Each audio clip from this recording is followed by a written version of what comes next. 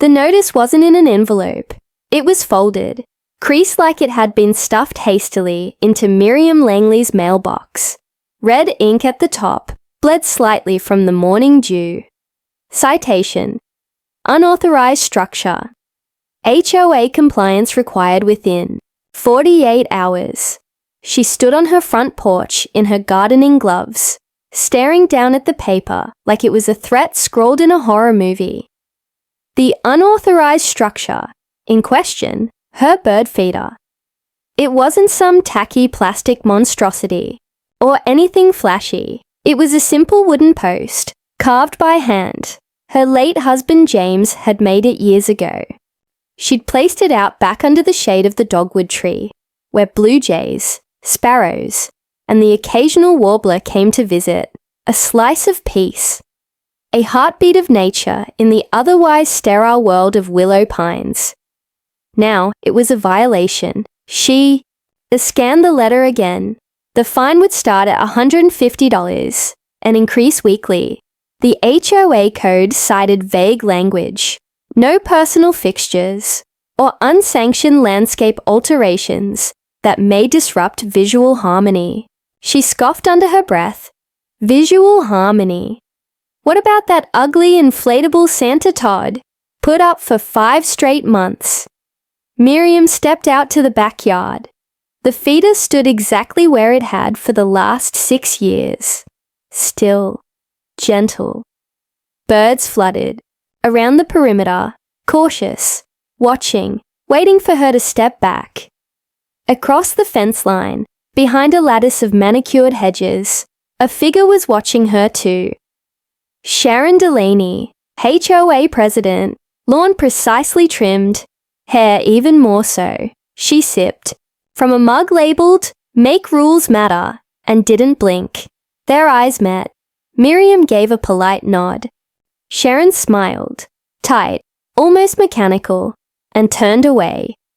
Something wasn't right. That evening, she posted on the neighborhood forum, asking politely if others had received similar notices. No one had. A few private messages trickled in offering sympathy, but none admitted to seeing birds as a problem. At midnight, Miriam lay in bed, staring at the ceiling, fan spinning shadows across her room.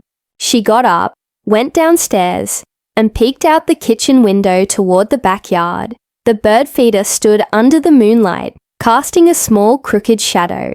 Something moved in the darkness. Too fast to make out. She leaned closer. A shape, gone. The next morning, the birds didn't come. At first, she thought it was the weather, but by afternoon, she realized the feeder hadn't just been avoided. It had been tampered with. The seed tray was cracked. The post slightly tilted. Not wind, not animals. Someone had been in her yard, and someone didn't want the birds to return. She filed a report with the local police, more out of protocol than hope. Officer Radley, young and slightly bored, told her plainly, "That's a civil issue, ma'am. If there's no sign of forced entry or theft, there's not much we can do. Maybe ask your HOA about installing cameras." Cameras. Right. Later that evening, she pulled a small box from her garage. A wildlife camera James had gifted her for Christmas years ago, still unopened. It took a few tries, but she mounted it discreetly near the dogwood tree, motion activated, night vision enabled. If someone came back, she'd know. That night, she sat in the dark, watching her backyard through the window. The wind rustled the trees. Nothing stirred until 3:14 a.m. A flash of movement. A figure by the feeder, too tall to be a teenager, too quick to be comfortable. The shape reached toward the feeder, paused, and looked directly at the camera. Click, one frame. The figure turned and disappeared into the dark. Miriam leaned back, heart thudding. She didn't know who they were, but they knew she was watching. By the time Miriam woke up, the birds were already calling, not singing, screaming, a frantic chorus of shrills and flutters echoed outside her kitchen window. She grabbed her robe and hurried to the backyard. Her breath caught. The feeder was gone. Not broken, not tilted, gone. Only a rough patch of torn grass and splintered earth remained where James's post once stood. Even the concrete base he'd set it in was dug up, like someone had surgically extracted it from the yard. Nearby, her motion-activated camera, dangled by a loose wire, smashed against the base of the dogwood, but something else caught her eye. Pinned to the bark of the tree with a rusted nail was a sheet of paper, ripped from an HOA complaint form. In thick black marker, scrolled in all caps, "We warned you." Her hands trembled as she pulled it down. That afternoon, she visited the HOA office in person. The Willow Pines Administrative Center was clean and sterile, its marble-tiled floor echoing with every nervous step. A receptionist smiled without warmth. Sharon Delaney's nameplate hung behind an office door with frosted glass. She didn't even knock. "Sharon," Miriam said, voice firm. "Someone trespassed on my property last night and destroyed my bird feeder. They left a threat." Sharon didn't look surprised. "That's unfortunate," she replied flatly, flipping through a binder. But the feeder was in direct violation. Perhaps a neighbor simply grew impatient. That's not an excuse for "There's no record of damage reported by the HOA," Sharon interrupted. "If you feel unsafe, perhaps a change of residence is worth considering. Some communities appreciate a more feral aesthetic." The way she said feral made Miriam's blood boil. "Yeah, you know what? I'll replace the feeder," Miriam said, standing taller. "And this time, it won't be in violation." Sharon raised an eyebrow. "You'll be fined again." "We'll see." Back home, Miriam didn't wait. She rummaged through her shed and found an older, simpler feeder. Nothing ornate. Just a clean wooden tube on a thin pole. She planted it near the fence line where the HOA couldn't see from the street. This time, she bolted the base to a hidden metal plate underground. Then she reinstalled a new wildlife camera. Better hidden this time. Disguised inside a hollowed-out birdhouse. She didn't expect the birds to return so soon, but by dusk, 2 robins flitted down and chirped near the base, then a bright yellow finch, then 3 more. By nightfall, her yard was alive again. Miriam smiled for the first time in days. But peace didn't last. The next morning, the feeder was still there, but something was off. The pole was crooked. The seed tray scratched. Deep. Gouges in the dirt surrounded it, like someone had been digging again. She checked the camera. 1 clip had been triggered. Timestamp 3:03 a.m. She hit play. A tall figure crept into frame. Hoodie, gloves, silent. They knelt beside the feeder and began digging. But halfway through, they froze and stared straight at the birdhouse camera. A full 3 seconds of eye contact. Then the figure smiled. Miriam slammed the laptop shut. Someone wasn't just trying to remove her feeder. They were playing with her. She called Officer Radley again. This time, he sounded uncomfortable. "Look, Ms. Langley, I know Sharon's a bit intense, but there's no proof this is linked to the HOA. Could be a prank. Kids, teens, you know how it goes.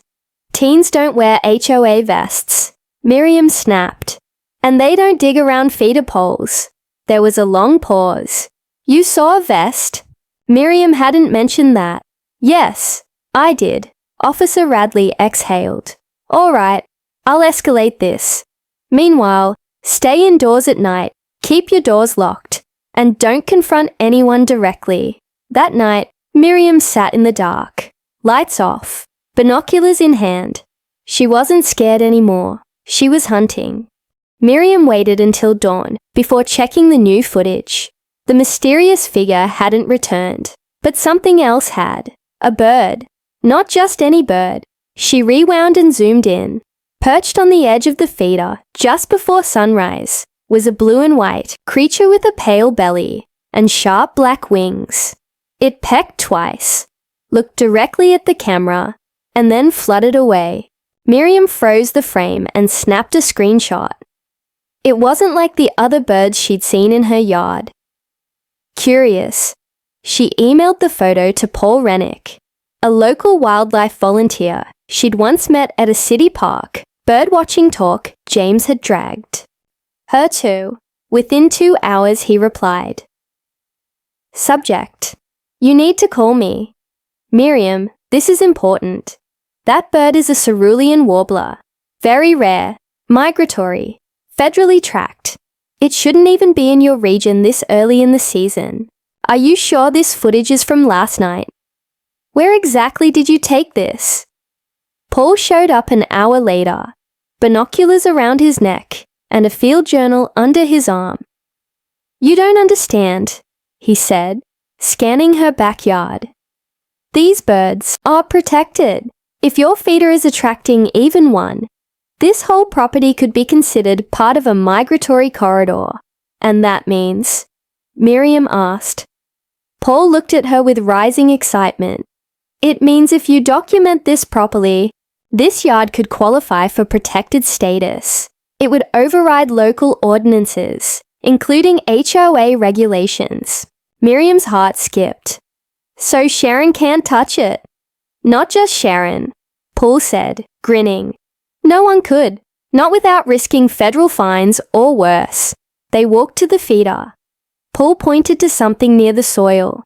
Small depressions, like half-moon scuffs leading to the pole. He knelt down, pulled on gloves, and dug around gently. That's strange, he muttered. He brushed away a layer of mulch and uncovered something metallic. A pipe, old, rusted, running horizontally just beneath the surface. Paul tapped it with his knuckles. What's this doing here? Sprinkler. System, maybe? Miriam offered. Paul shook his head. Not this size. This is industrial grade. Possibly drainage or stormwater rerouting. Miriam's stomach turned. You think the HOA knows? He glanced towards Sharon's perfectly trimmed hedges. They know. That night, Miriam couldn't sleep. She sat by the window, watching the feeder. A pair of doves fed. A single blue jay screamed and flapped before flying away. Then, just as she turned to reach for her tea, the warbler returned. It danced once on the tray, tilted its head at the house, and lifted off. She smiled, until her phone buzzed. Unknown number, text only. Stop before you lose more than your feeder. Her smile vanished. The next morning, Paul returned with a copy of a regional migratory pattern chart. He explained that if she could spot the warbler again and get multiple angles of videos, she'd have enough to apply for sanctuary recognition through the state's Department of Environmental Resources. But Miriam wasn't thinking about birds anymore. She was thinking about the pipe, the threat. She borrowed a metal detector from a neighbor and began walking slow grid lines across her backyard. The beeping grew louder by the feeder, then again near the dogwood, and once more beneath the brick path James had laid 10 years earlier. 3 points, all connected by something beneath. Paul watched, eyebrows raised. Your yard's a nest of secrets, she nodded. And someone doesn't want them uncovered. The next night, she left the camera running, the feeder full, and the lights off. At exactly 3:03 a.m., the motion sensor pinged. Miriam sat bolt upright, a figure crouched near the feeder again. Gloved, precise, digging near the same spot. Then, he paused, looked up, and dropped something. Miriam rushed out moments later, flashlight in hand. No sign of the intruder. But in the loose soil beneath the feeder, she found it. A red and black patch. Sierra A security. Someone on the board wasn't just watching. They were digging for something. Miriam held the HOA security patch in her gloved hand, as if it might bite. Embroidered thread, fresh, new. Whoever dropped it had been sent officially, or had at least been disguised well enough to fool anyone, and they were digging, not for the feeder, for what was underneath. By noon, Paul had returned with a geologist's auger and a friend from the local conservation society, a quiet man named Reggie, who barely spoke, but had a knack for noticing soil disturbance. Reggie paced the yard, tapping his notebook, kneeling occasionally, whispering to the ground like it might whisper back. "This area's been disturbed," he muttered, pointing between the feeder and the dogwood. "A recent movement, but this pipe, it's older. Decades. Storm drainage." Paul asked again. Reggie shook his head. "Nah, I think it's a runoff tunnel, but it's capped, blocked.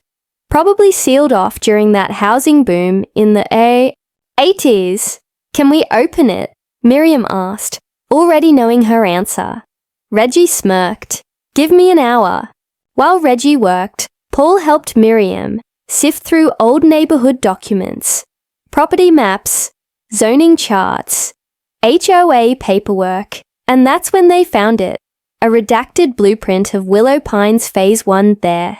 Hidden beneath overlapping updates and expansions was a wide grey line running under Miriam's home, labelled Zoned Access Tunnel. Parcel B restricted. Do not disturb. "What's Parcel B?" Miriam asked. Paul looked grim. Restricted usually means buried utilities, contamination, or liability, something they didn't want buyers to know about. And why is it under my house? They probably didn't think anyone would dig deep enough to find it. Reggie reappeared from the backyard, looking far too cheerful for a man covered in dirt. "I found the access panel." He led them to the base of the dogwood tree, where a rusted steel ring jutted from the soil. A hatch, circular, sealed with a 4-bolt plate and a long-forgotten warning sign, almost lost to time.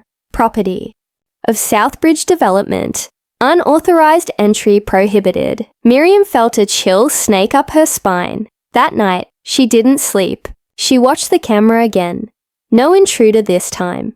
Just birds. Dozens of them. Even the warbler returned, wings flashing like sapphire in the infrared lens. She stared into the darkness, unease tightening her chest. Something buried beneath. Her house had the HOA, scared enough to send people digging in the dead of night, and bold enough to threaten her. But it was her property now, she decided. No more waiting. At dawn, she donned gloves, grabbed her tools, and texted Paul and Reggie. They needed to open the hatch. By 10 a.m., the bolts had been forced loose.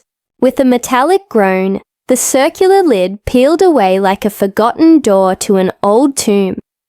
A waft of stale air curled upward. Inside, darkness. A metal ladder descended into a dirt tunnel, braced by timber beams. Cold air whispered from below. Paul shined his flashlight in.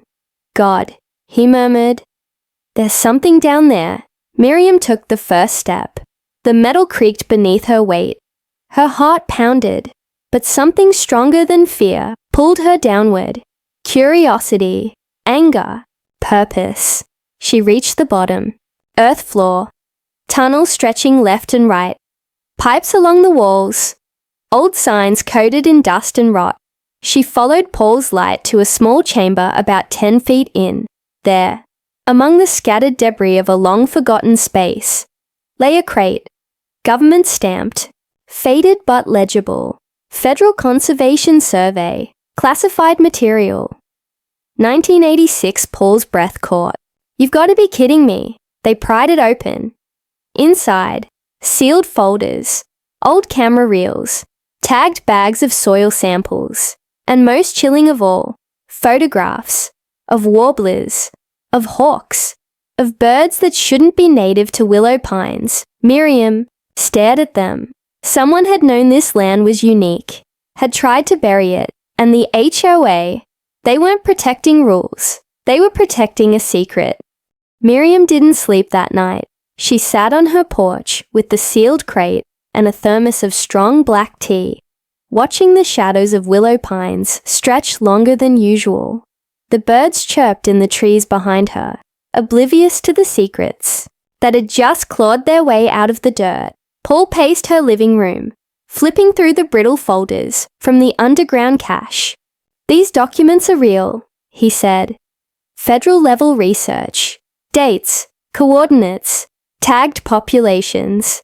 Someone was tracking migratory birds through this area decades ago." Reggie, still dusted with soil from the dig, whistled softly.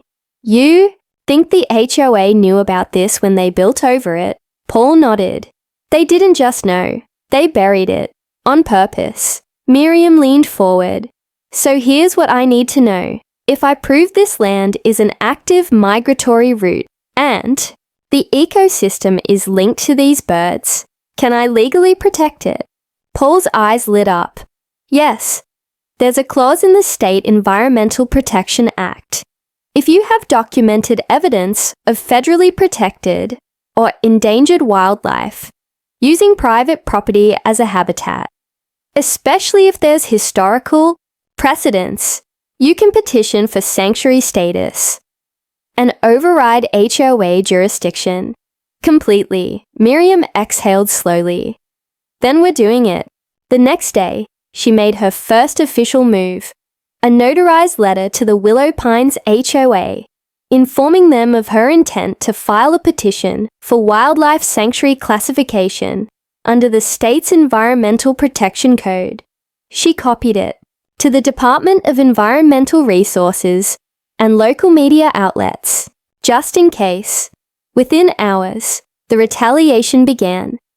That evening, she found her mailbox knocked off its post, smashed, and left in pieces in her driveway. By morning, a notice was stapled to her door. "Mandatory emergency inspection. HOA safety. Board. Due to reports of unapproved soil disturbances and suspected environmental hazards, your property is subject to immediate inspection under HOA Emergency Clause 9.8. Compliance is mandatory within 24 hours. Paul read it and scoffed. "That's a scare tactic. They're fishing." Miriam nodded. "Let them come." At exactly 11 a.m. the next day, 3 board members arrived in high-visibility vests, clipboards in hand. Sharon Delaney led them, her sharp heels digging into Miriam's lawn like claws. "We'll be conducting a full survey," Sharon said coolly. "Failure to comply will result in citations and possible legal action." "You'll find everything in order," Miriam replied, gesturing graciously toward the backyard. They stepped through the gate and froze. Birds swarmed the dogwood tree, warblers, sparrows, a hawk perched near the roof. Cameras were mounted, visibly now, blinking red. Paul was documenting everything, and standing by the feeder was a state-certified environmental agent. Miriam had called in a favor from Reggie's contacts. "I'll be supervising the inspection," the agent said flatly, holding out a badge. "By state law, any investigation that may involve a protected species requires environmental oversight."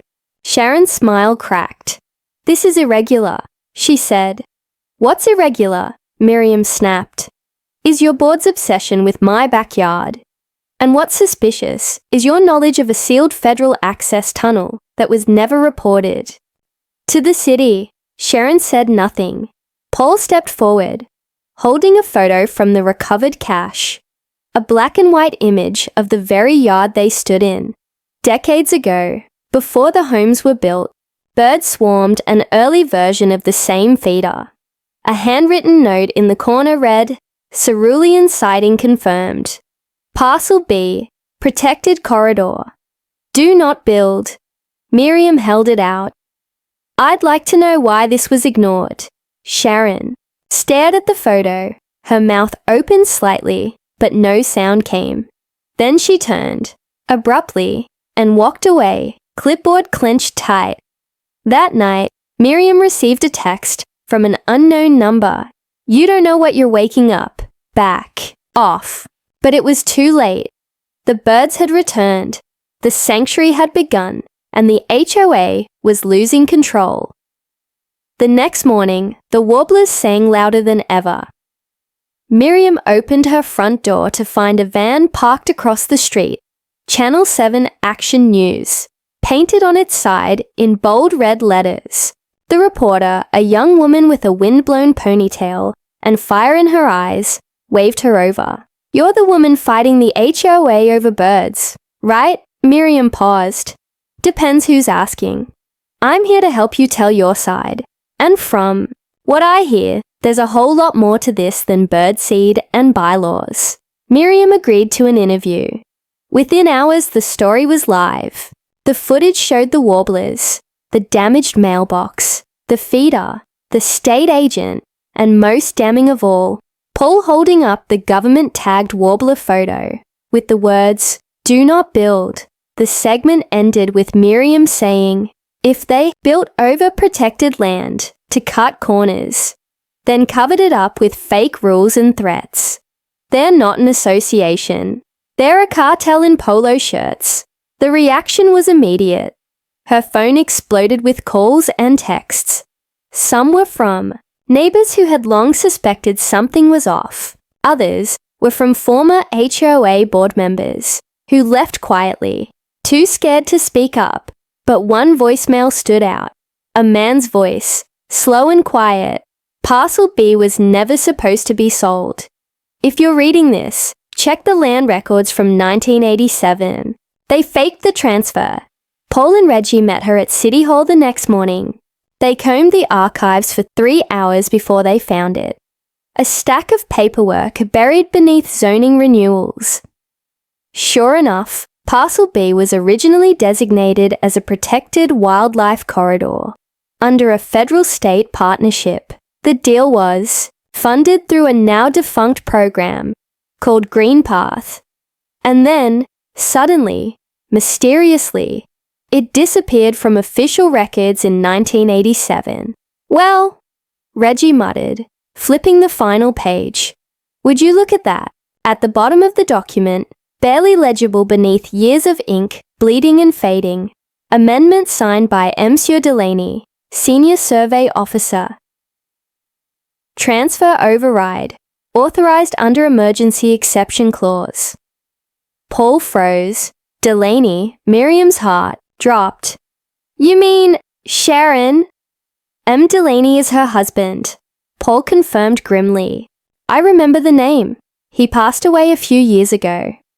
But if he signed this, it means she was involved in the override. And that meant one thing. Sharon knew everything. And she'd been sitting on the HOA board all this time to make sure the truth never got out." Miriam's next move was bold.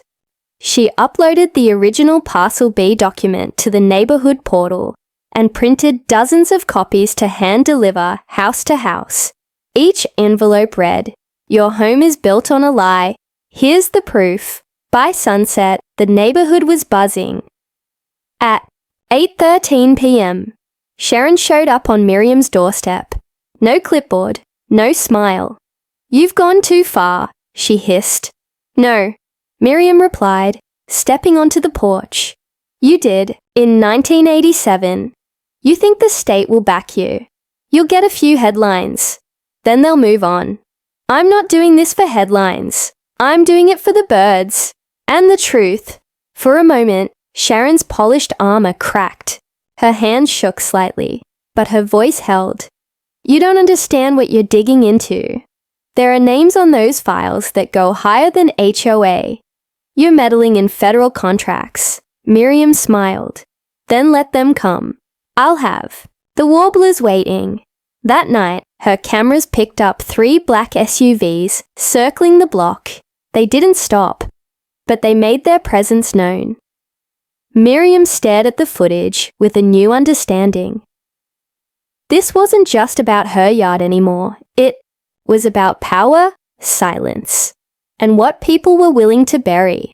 Miriam stood before the county clerk, hands steady as she passed over the stack of documents.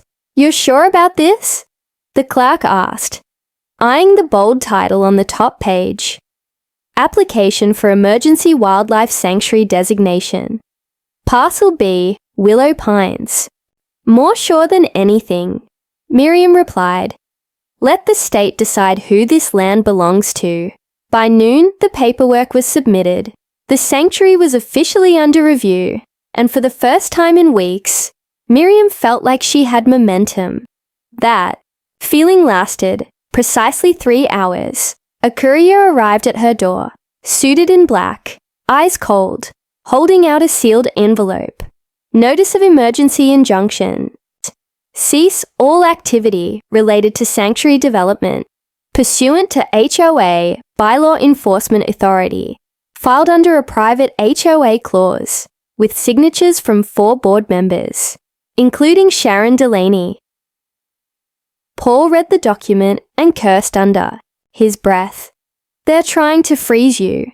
Lock everything down while they scramble to cover their tracks." "It's not even legal," Miriam muttered. "They can't override a state environmental claim." "No," Paul said, tapping the page. "But they can stall you, and that's what this is about. Delay, pressure, threats. Buy themselves enough time to bury more than a tunnel," Reggie added grimly. Miriam's sanctuary application couldn't move forward until the injunction was addressed in court. The hearing was set for 1 week. In the meantime, the harassment escalated. Her cameras caught someone trying to poison the bird feeder. A small unlabeled sack of white pellets was dumped under the soil. Reggie ran it through a home chemical kit.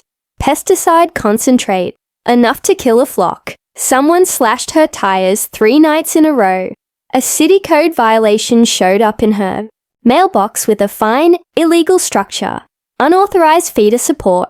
The HOA had declared her feeder a permanent, unauthorized installation.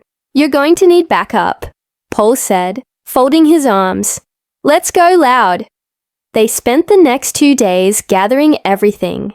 Witness statements from neighbors, old board emails, one brave ex-HOA secretary secretly forwarded.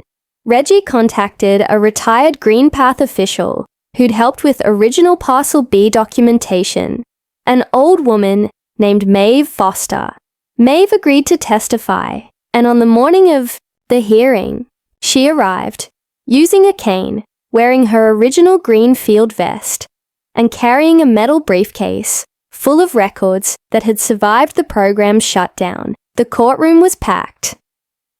Sharon sat at the HOA table, her face emotionless, flanked by 3 board members and a smug-looking attorney in a navy suit.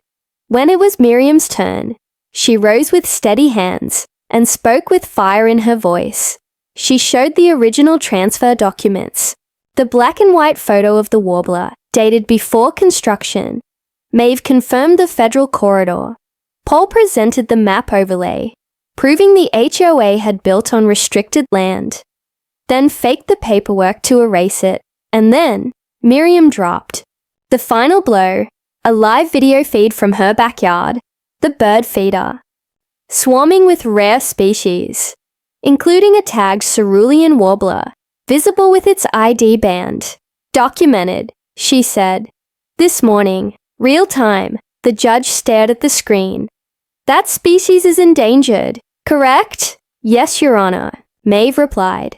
The judge turned slowly to the HOA table. "Injunction denied," gasps echoed through the room. Sharon's lawyer stood, sputtering. "Your Honor, there are nuances." The judge raised a hand. "You'll address them when the environmental hearing proceeds. Until then, Ms. Bryant's sanctuary application moves forward, unimpeded." Court adjourned. Outside, reporters swarmed. Miriam shielded her eyes from the flashes, but smiled. It wasn't over, but the birds weren't the only ones with a voice anymore. Miriam stood on her porch that evening, the sun melting behind the rooftops of willow pines. The feeders swayed, gently in the breeze, bursting with motion. Warblers, finches, thrushes, all returning home like they'd never left. The court victory had spread quickly. Local newspapers dubbed her the Bird Lady of Willow Pines, but to the HOA board, she was a walking earthquake, someone who had rattled the very foundations of what they thought they controlled. But the birds weren't done yet. 2 days after the hearing, a federal environmental inspection team arrived. Unannounced, suited officials combed through Parcel B and Miriam's property. They examined the tunnel, scanned soil, and reviewed Maeve Foster's archives. When they emerged, the lead agent called Miriam aside. "Ms. Bryant," he said, "your application wasn't just valid. It revealed an intentional violation of federal conservation law." Her heart skipped. "We'll be escalating this to the Department of Justice." Parcel B was illegally converted, which means, by law, every home built on the corridor might be subject to review, fines, or reclamation. Reclamation? She asked, blinking. It means the land might not belong to the HOA anymore. The next week was chaos. A federal notice was posted at the entrance of Willow Pines. Pending review. Parcel B, protected federal land. Misappropriated development site. Sharon tried to hold a board meeting, but no one came. Her name was suddenly missing from the HOA website. Neighbors whispered. A man in a suit was seen removing filing cabinets from the HOA office. A second board member resigned without comment. A third left the country. And then the twist came. Maeve returned to Miriam's home with an envelope. Unopened for 35 years. Marked, "For Green Path Legacy Coordinator only." "It was in my late supervisor's belongings," she explained. "We were supposed to choose someone to re-establish the sanctuary if the program failed." Inside was a letter. "If you are reading this, Parcel B has either been lost or rediscovered. It was designated not only as a migratory corridor, but as a breeding ground for multiple endangered species. You are the caretaker now, and if you choose to protect it, we'll support you however we can." Attached was a signed order from the original program director, a clause authorizing the transfer of caretaker status to a qualified civilian environmental steward. With Maeve's signature, the title passed to Miriam Bryant. Miriam didn't just win. She now legally owned custodial rights to the land underneath the HOA itself. Weeks passed. The federal review continued. Residents filed complaints against the HOA for concealment, backdoor deals, and violations of property disclosures. Miriam helped them submit them all. She didn't gloat. She didn't have to. The birds were still singing, and one morning, she noticed something miraculous. A nest of cerulean warbler chicks had hatched near her back fence. She logged the sighting, took photos, and emailed the state. That clutch of chicks tipped the sanctuary from pending to active. It was official.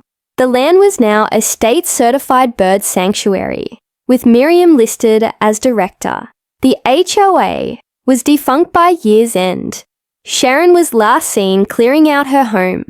Under cover of night, her yard empty, her mailbox gone. As winter approached, Miriam installed a new sign at the front gate of Willow Pines. It read, "Welcome to Willow Pines Migratory Sanctuary. Esgin 1986. Rediscovered 2025. Please respect our winged residents." That night, as snow began to fall softly across the lawn, Miriam stood on her porch and listened. The wind carried a whisper of wings overhead. Above the treetops, a silhouette soared, a lone hawk circling. Once before, vanishing into the clouds, she smiled. This wasn't just her victory, it was theirs.